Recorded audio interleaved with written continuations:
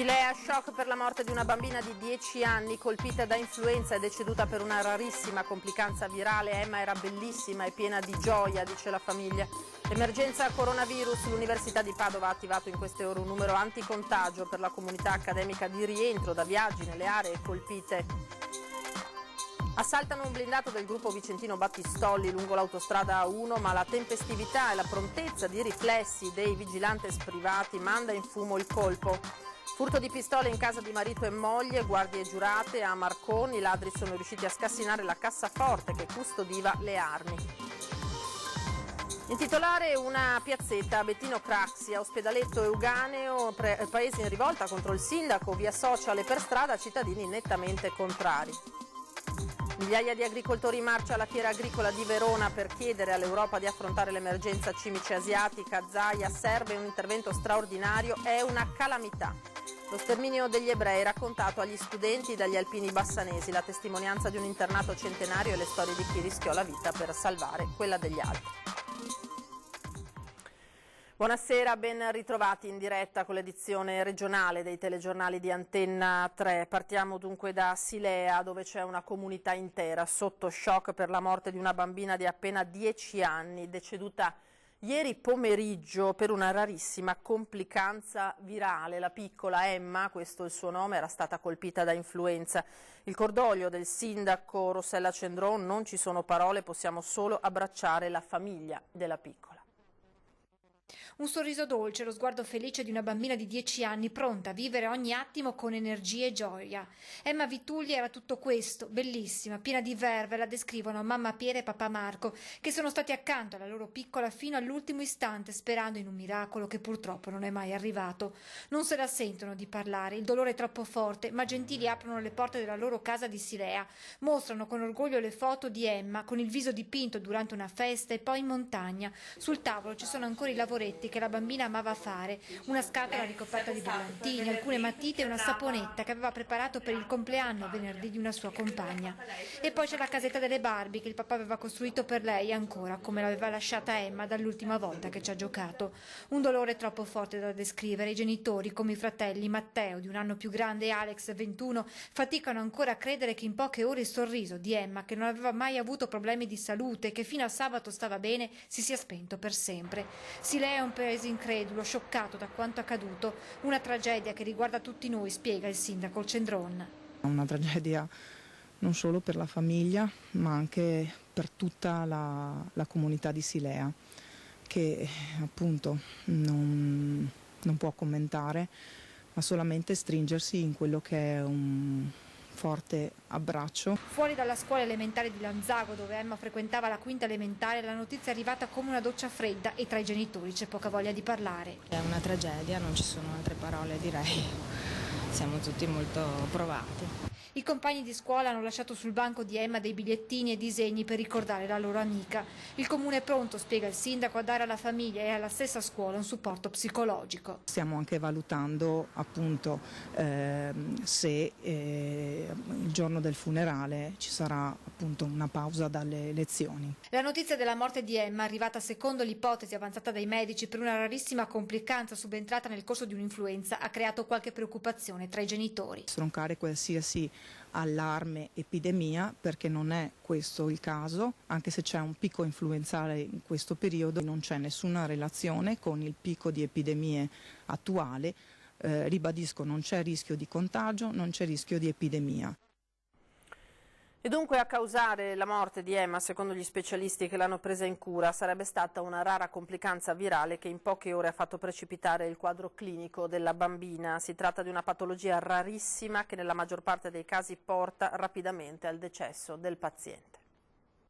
Una tragedia che ha sconvolto gli stessi medici che hanno tentato fino alla fine il tutto per salvare Emma. Sono loro stessi a raccontare quanto accaduto sin dai primi attimi quando la piccola giunge al pronto soccorso di Treviso. La bambina inizia a star male sabato, accusa quella che sembra una banale febbre di stagione. L'indomani però la situazione peggiora. Domenica pomeriggio la febbre sale a 41,3. A quel punto i genitori chiamano i sanitari del 118 che trasportano Emma all'ospedale. Dove le condizioni della bambina erano già condizioni preoccupanti, sono state attuate tutte le indagini e le terapie, è stata fatta una TAC proprio per l'importante quadro clinico, che era un attacco che non mostrava delle importanti sofferenze al sistema nervoso centrale. È stata iniziata la terapia antibiotica, è stata trasferita in rianimazione e nel giro di rapidissimo di 2 ore è andata purtroppo in coma. Le condizioni della bambina peggiorano in modo rapidissimo, come dimostrano gli accertamenti radiologici a cui viene sottoposta Emma. Una risonanza eseguita dopo 2 ore dalla prima dimostravano già una gravissima sofferenza del sistema nervoso centrale di tipo necrotico. In serata i medici eseguono un'indagine biologica molecolare per la ricerca batterica o virale nel sangue e nel liquor. Emerge che Emma è affetta da virus di influenza B. Questo fa sospettare un'encefalopatia necrotizzante acuta su base metabolico-immunomediata. Ma nonostante gli sforzi degli specialisti del Cafoncello, ieri pomeriggio viene dichiarato il decesso della bambina. Questa complicanza è una patologia rarissima, se ne contano 100 casi nel mondo. È dovuta a una attivazione, una tempesta citochinica del sistema immunitario. È come se questi soggetti a un certo punto il sistema immunitario non fosse più in grado di controllarsi e fa danni a se stessi. Questa complicanza rara è in qualche modo legata all'influenza che avete rilevato?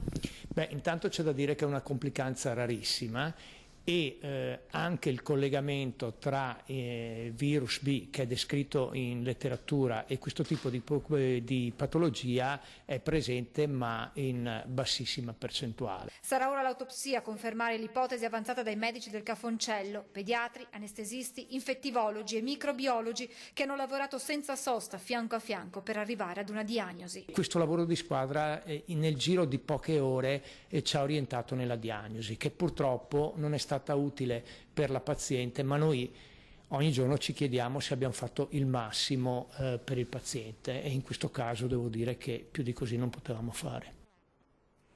Ora veniamo all'emergenza coronavirus. L'Università di Padova ha attivato in queste ore un numero anticontagio per la comunità accademica di rientro da viaggi nelle aree colpite. Nessuna partenza prevista per università della Cina continentale, che in questo momento sono chiuse. Parola d'ordine: ridurre il rischio di contagio. Per questo l'Università di Padova ha dato il via a un'operazione di monitoraggio di tutta la comunità accademica di rientro da viaggi in aree colpite dall'epidemia di coronavirus. Cina soprattutto, ma non solo. Ha attivato in queste ore un numero di cellulare operativo tutti i giorni dalle 9 alle 17, al quale docenti, ricercatori e studenti sono invitati a rivolgersi in caso di necessità. Un contatto via cellulare per essere informati rapidamente e avere indicazioni su come comportarsi nel caso dovessero insorgere dei sintomi preoccupanti. Il numero è il 335 188 77. Chi rientra è invitato a restare in casa ed eseguire esami di laboratorio che escludano il contagio. Chi presenta sintomi come tosse o febbre dovrebbe contattare subito questo numero. In Cina nessun docente padovano. Nessun docente. Abbiamo degli studenti di dottorato cinesi che sono rientrati in Cina per le festività dell'anno nuovo e stanno rientrando. Non ci sono segnalati dei problemi particolari, però l'università si sta muovendo per fronteggiare possibili problemi. Le università cinesi sono chiuse. Molte università cinesi hanno seguito le indicazioni date dal loro governo, che è quello di dire: rimandate l'apertura dopo le festività e vediamo come va l'epidemia. 5 studenti prossimi a recarsi in Cina o a Taiwan non partiranno, e a Guangzhou, città cinese dove è un ufficio dell'Università di Padova, la situazione è questa. Sono stati avvisati e consigliati di rimanere a casa e portare le mascherine. Ci sono questi accorgimenti: lavarsi frequentemente le mani e evitare l'affollamento. E ci sono degli accorgimenti e servizi molto interessanti come supermercato online, anche il servizio di biblioteca online, quindi loro possono accedere. Prima comunque potevano accedere a alcuni testi, adesso l'offerta si è ampliata, quindi possono accedere a questi libri e di studiare a casa. Veniamo alla cronaca. Assaltano un blindato del gruppo Vicentino Battistolli lungo l'autostrada A1, ma la tempestività e la prontezza di riflessi delle guardie giurate hanno mandato in fumo il colpo. Assalto al blindato del gruppo vicentino Battistolli lungo l'autostrada A1 all'altezza di Lodi, sventato grazie alla prontezza di riflessi e alla tempestività di reazione delle guardie giurate che facevano da staffetta al blindato. Davanti a loro un tir con altre macchine ad un'andatura lenta per quell'ora in autostrada. L'autostaffetta, vista la terza corsia libera, decide di superare, seguita dal blindato e dall'auto di scorta. In quel momento il tir, che conteneva al suo interno un Caterpillar, ha cercato di speronare il furgone e infatti ha fatto esplodere un pneumatico. Ma questo ha significato però capire che quella che era semplicemente un'intuizione bisognava poi portarla a compimento, nel senso bisognava riuscire a ripararsi. È questione di attimi e di sangue freddo a fianco all'uscita dall'autogrill ed auto e blindato vi si infilano dentro. Nel parcheggio c'è un'auto della polizia stradale che immediatamente comprende l'accaduto, scatta l'allarme, il colpo è sventato. Intanto poco lontano si cominciano a vedere delle fiamme, la banda infatti aveva approntato una cortina di fuoco incendiando diverse macchine. Il blindato sarebbe dovuto arrivare lì, dove attenderli ci sarebbe stato l'inferno. Sicuramente era, come ha confermato la polizia stradale e le inquirenti che stanno indagando, era un comando ben organizzato, quindi si parla di almeno 15 persone. C'erano 2 tir, uno quello protagonista del tentativo di speronamento e un altro che aspettava dove c'erano le macchine in fiamme, con dentro dei Caterpillar, che forse sono l'unico sistema per cercare di aprire questi furgoni. Sventato l'assalto, il comando, si parla di una quindicina di persone, ha abbandonato tutto sul posto facendo perdere per il momento le proprie tracce, ma certo è che il piano era stato organizzato nei minimi dettagli. Sicuramente stiamo parlando di professionisti, non sono dei dilettanti, sicuramente sono persone che avevano disponibilità anche economiche, perché le macchine che hanno incendiato, i tir, i Caterpillar, era tutto materiale rubato. Poi sicuramente avranno seguito i nostri tragitti per mesi per capire i ritmi, le frequenze e quant'altro, anche se noi li cambiamo molto spesso. La Battistolli nel 2014 era stata vittima sempre nello stesso tratto di autostrada di un altro tentativo di assalto, anche quella volta sventato grazie alla professionalità delle guardie giurate.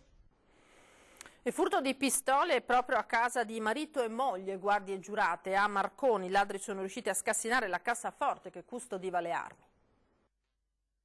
A mancare all'appello sono una Smith & Wesson e una Beretta. Se furti e rapine diffondono un comprensibile sentimento di preoccupazione, questo si acuisce quando ad essere rubate sono delle armi da fuoco.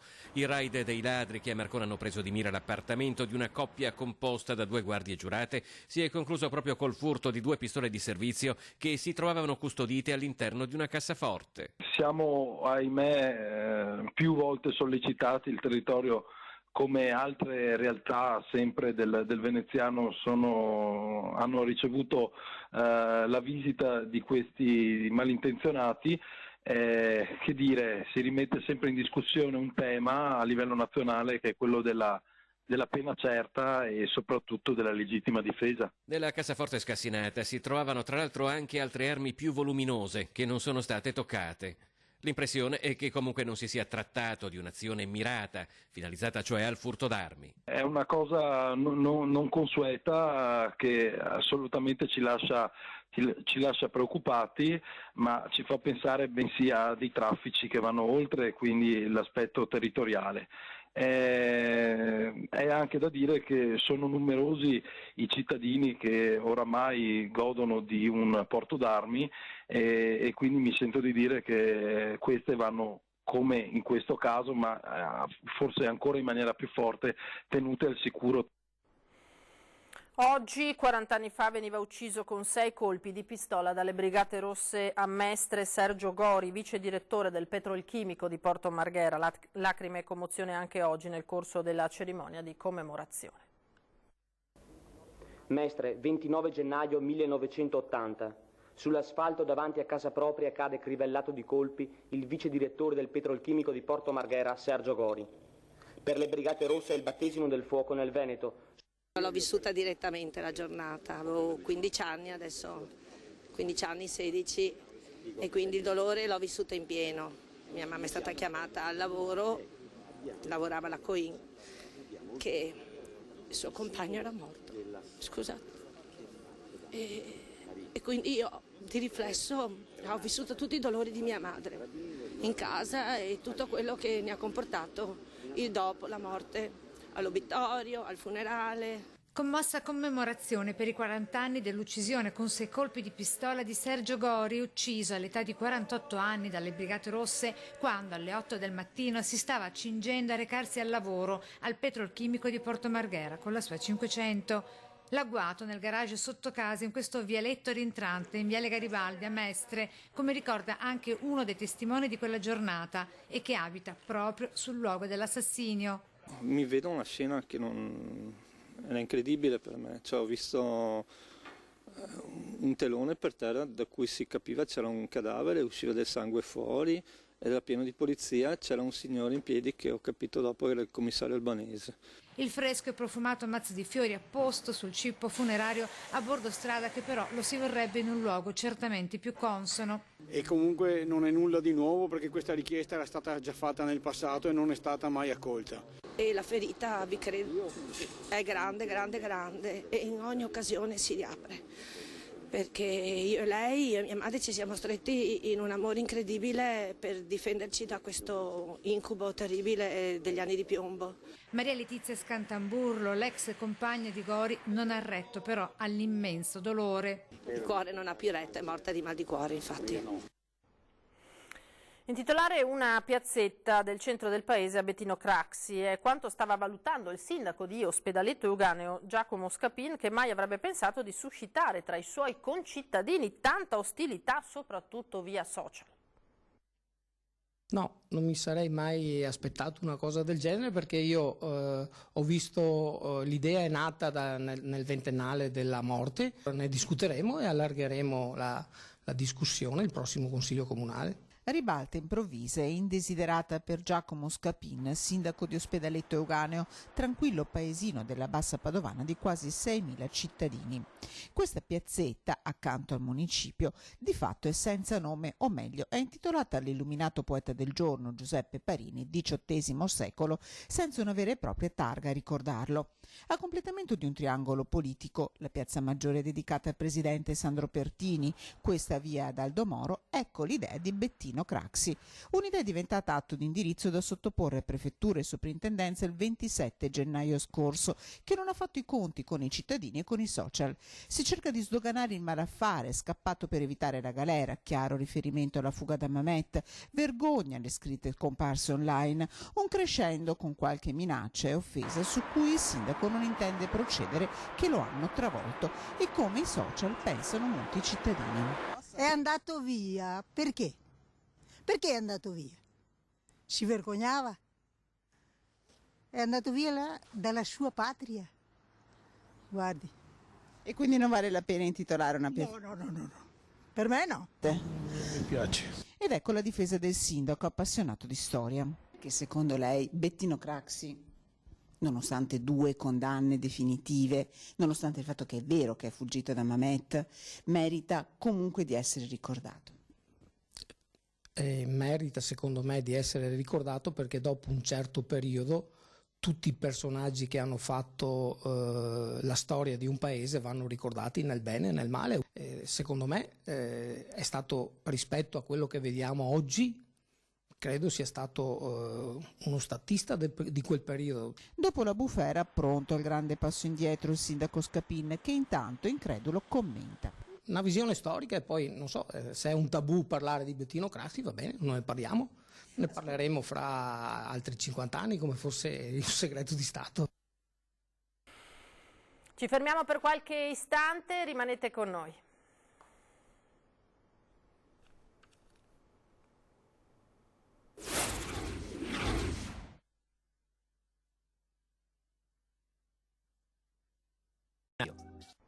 Edizione regionale dei telegiornali di Antenna 3, andiamo a Verona dove questa mattina una vera e propria ondata gialla ha invaso la 114esima fiera agricola, migliaia di agricoltori con i loro trattori per gridare la propria disperazione. Bisogna fermare la strage senza precedenti, dicono, provocata sui campi dalla cimice killer.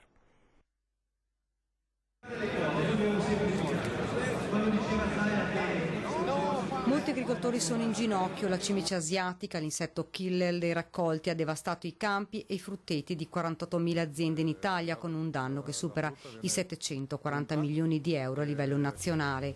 A Fiera Agricola questa mattina la marcia dei trattori, un'ondata gialla per dire basta a questa devastazione. Sul palco, oltre al ministro delle politiche agricole Teresa Bellanova, anche il presidente della regione Veneto Luca Zaia.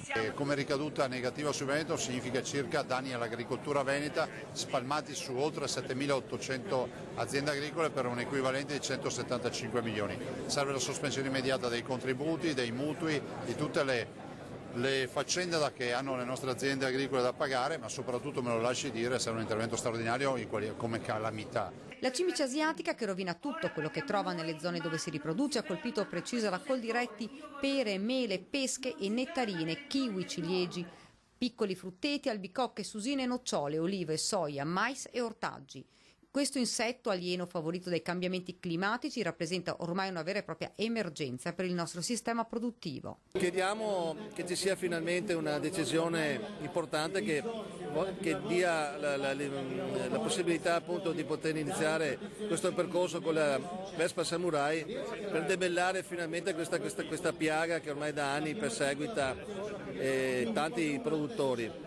Credo che questa mattina i segnali che sono arrivati dai politici, dal Ministro dell'Agricoltura in particolare, dalla Ministra Bellanova e anche dalle presidenti di regione siano assolutamente significativi per ben sperare che la cosa venga sbloccata al più presto. Gli agricoltori devono essere aiutati, ribadisce il presidente della Coldiretti Treviso. Ci aspettiamo anche questo fondo mutualistico per le aziende che hanno sofferto in questi anni la produzione. Dobbiamo pensare che ci sono certe aree dove il raccolto è stato pari al 20-30% del potenziale, perciò è giusto e necessario che per queste aziende, per poter sopravvivere, abbiano anche uno sostentamento da parte dello Stato. In questo primo giorno di Fiera Agricola, Coldiretti ha mostrato la teca degli orrori con le specie aliene arrivate in Italia, con il surriscaldamento che hanno fatto strage nei campi coltivati. Risarcimenti irrisori invece per gli artigiani colpiti dall'acqua alta di novembre a Venezia. Le maschere distrutte vengono valutate solo per i pochi euro del materiale di cui erano composte. Questo è il palazzo in cui Carlo Goldoni nacque nel 1707. Siamo nel sestiere di San Polo, a Venezia. Gualtiero Dall'Osto, un maestro mascarer da decenni, ha stabilito la sua attività di artigianato artistico qui proprio in omaggio al maestro della commedia moderna.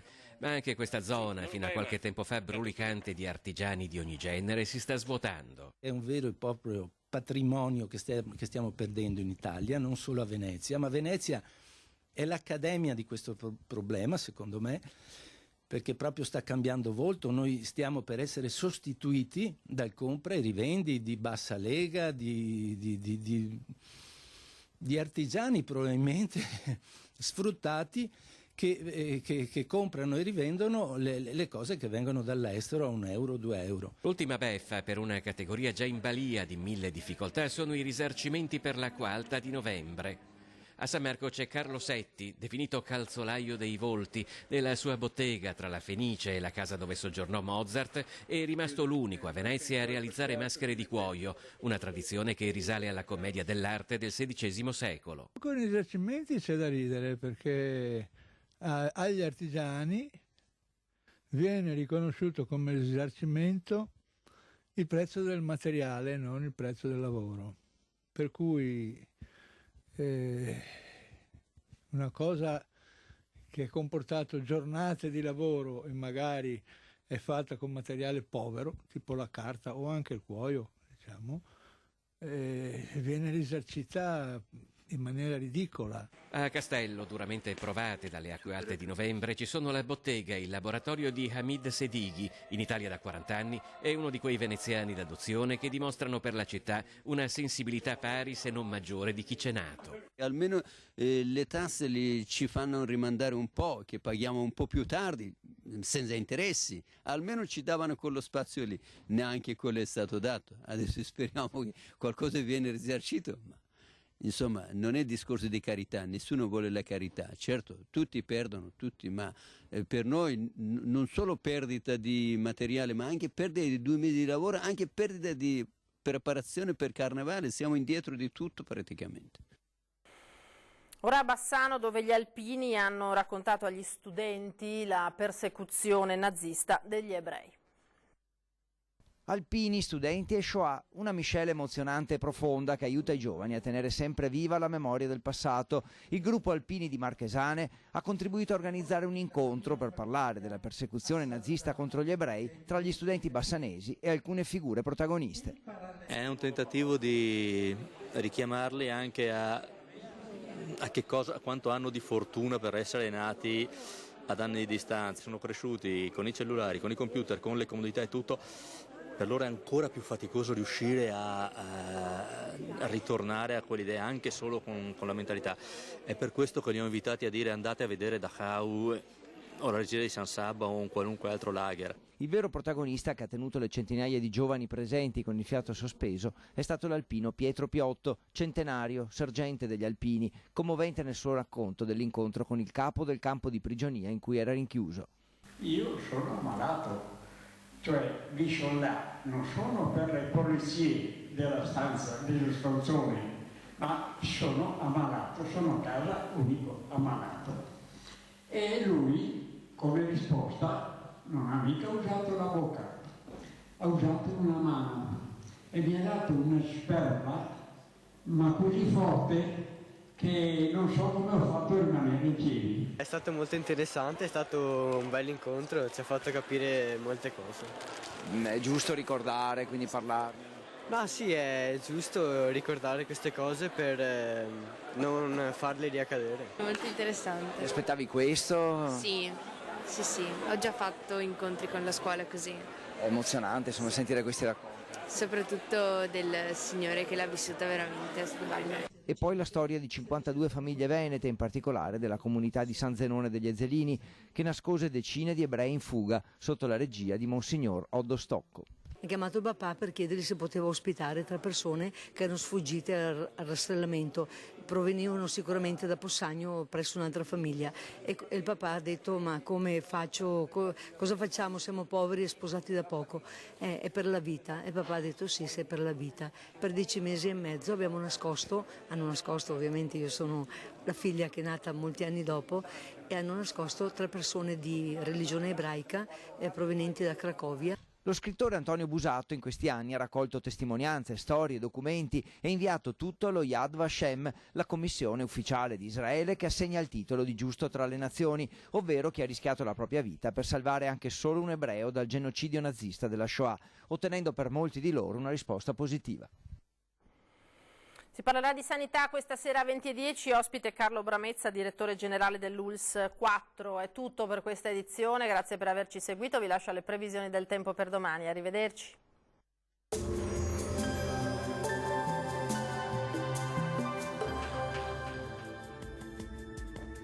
Bentrovati al meteo. Moderata alta pressione con tempo sempre asciutto e stabile. Il dettaglio di giovedì 30 gennaio. Sul Veneto sarà bel tempo con ampio soleggiamento ovunque e il cielo si presenterà al massimo poco nuvoloso. Saranno possibili solamente foschie e addensamenti sulle pianure. Temperature minime fino a -2 gradi, valori massimi tra 6 e 12 gradi circa. Bel tempo anche sul Friuli, Venezia e Giulia, con tanto sole ovunque e con occasionali addensamenti, specie sulle aree costiere. Temperature minime tra 0 e 5 gradi, massime tra 10 e 13 gradi. Uno sguardo infine sul Trentino Alto Adige, dove sarà una splendida giornata anche qui soleggiata su tutti i settori con cielo poco nuvoloso. Temperature minime sotto 0, massime tra 7 e 8 gradi. Dal meteo di Antena 3 è tutto, arrivederci al prossimo aggiornamento.